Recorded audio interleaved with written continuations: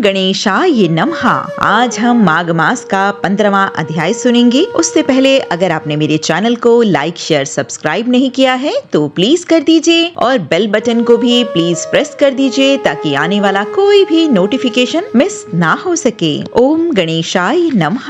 दत्तात्रेय जी कहने लगे कि हे राजन, प्रजापति ने पापों के नाश के लिए प्रयाग तीर्थ की रचना की। सफेद गंगा जी और काली यमुना जी के जल की धारा में स्नान का महात्म्य भली प्रकार सुनो। जो इस संगम में माघ मास में स्नान करता है वह गर्भ योनि में नहीं आता। माघ मास में प्रयाग में स्नान करने से मनुष्य अच्छे भोगों को भोग कर ब्रह्मा को प्राप्त होता है। माघ मास तथा मकर के सूर्य में जो प्रयाग में स्नान करता है उसके पुण्यों की गिनती चित्रगुप्त भी नहीं कर सकता। 100 वर्ष तक निराहार रहकर जो पुण्य प्राप्त होता है वही फल माघ मास में 3 प्रयाग में स्नान करने से होता है। जो फल 100 वर्ष तक योगाभ्यास करने से मिलता है, जैसे सर पुरानी कैंचुली को छोड़कर नया रूप धारण कर लेता है, वैसे ही माघ मास में स्नान करने से मनुष्य पापों को छोड़कर स्वर्ग को प्राप्त होता है। परंतु गंगा यमुना के संगम में स्नान करने से हजारों गुना फल प्राप्त होता है। हे राजन, जिसको अमृत कहा है वह यह त्रिवेणी ही है। ब्रह्मा, शिव, रुद्र, आदित्य, मरुत गण, गंधर्व, लोकपाल, यक्ष,